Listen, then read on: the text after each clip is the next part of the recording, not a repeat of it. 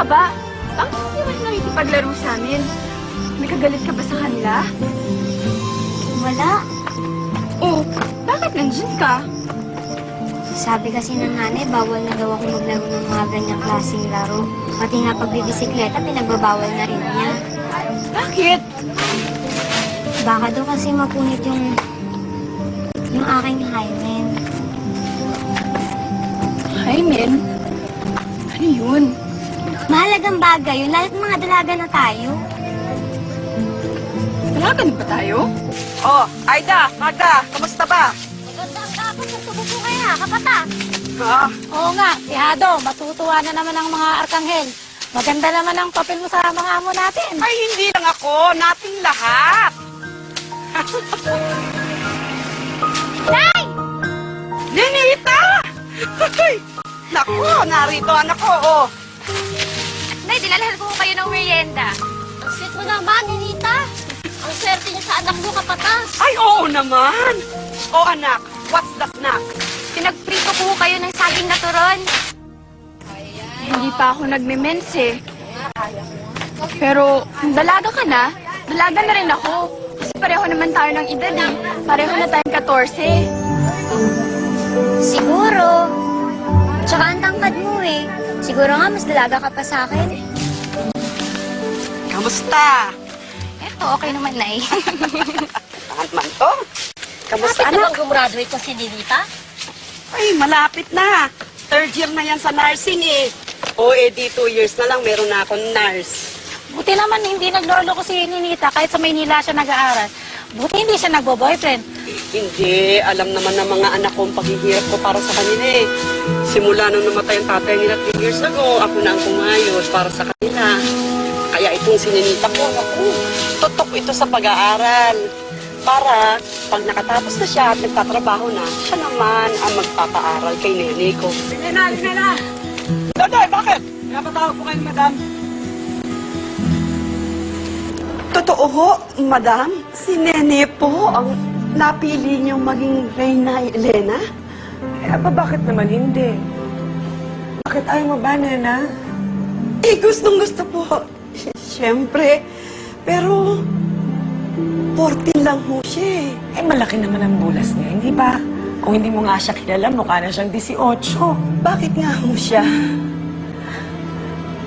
Sabi ni Doña Margarita, talagang gusto nila itong si Nene.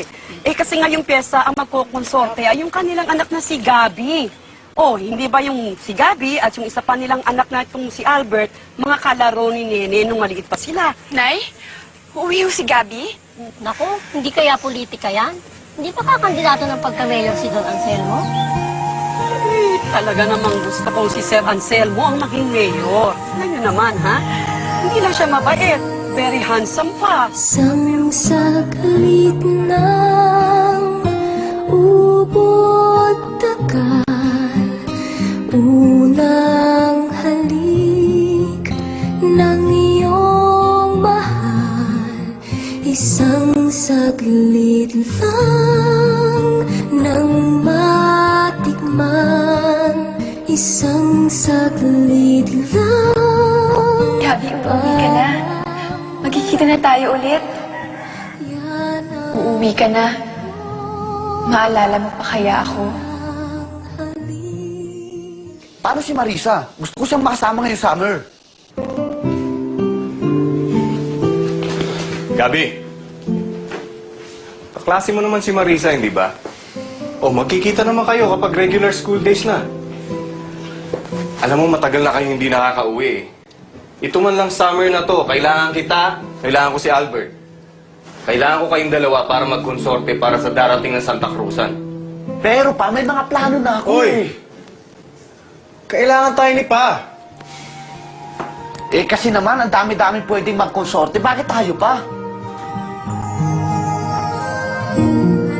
Dan dan dan dan dan dan dan dan dan dan dan dan. O Gabi, game. Ikaw na lang yung magpare. Ako na lang yung magpapakasal. Sige na. Ito ka na. Dali. Mas bagay ka magpare. Mas Mas bagay kami magpakasal ni Nene. O Gabi, yatanggap mo ba si Nene upang maging asawa mo sa hirap at ginhawa? Opo, Father. O Nene, tinatanggap mo ba si Gabi upang maging asawa mo sa hirap at ginhawa? Opo, Father. Nene, tanggapin mo tong singsing na to bilang tanda ng ating pagmamahalan. Balang araw, papalitan ko to ng totoong wedding ring.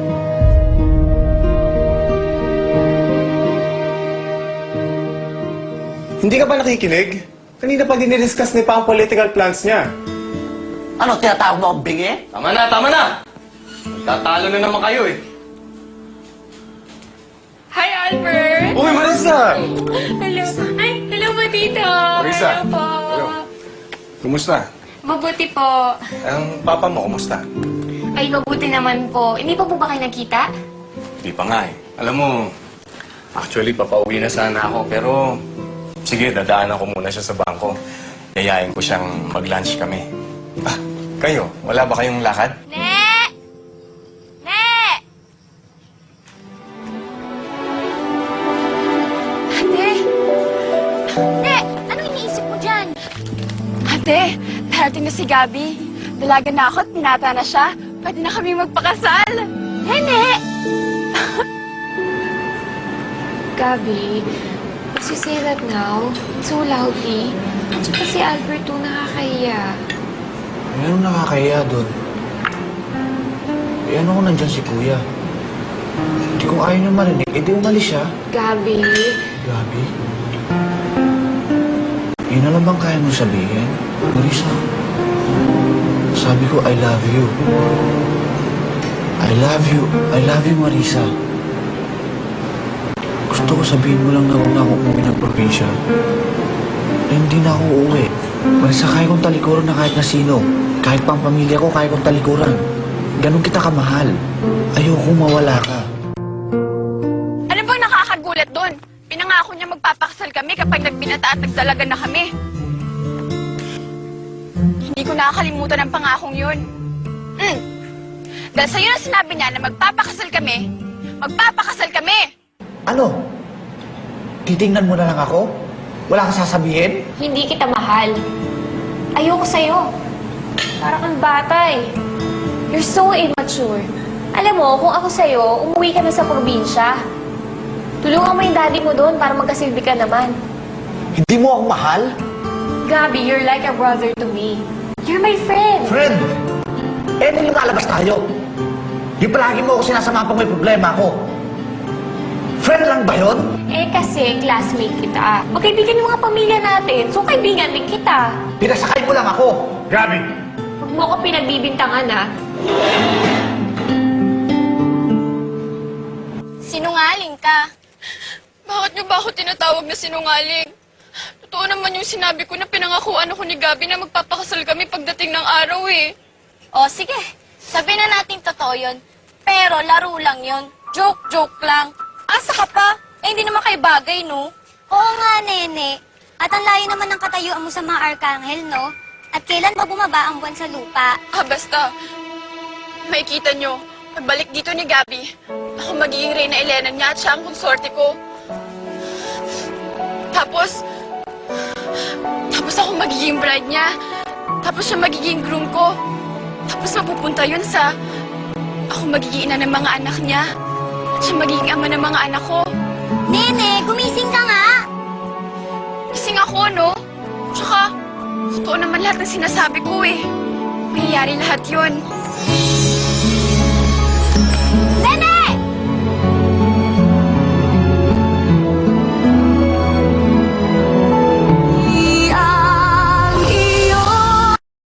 Kasi, He loves you so much. And I bet if your feelings were reciprocal, makakiligin ka pa dahil sinasabi niya kung gaano ka talaga niya kamahal. siguro kay ko yung magsasabi na mahal mo ako. Makakakiligin ako. Ironic, no?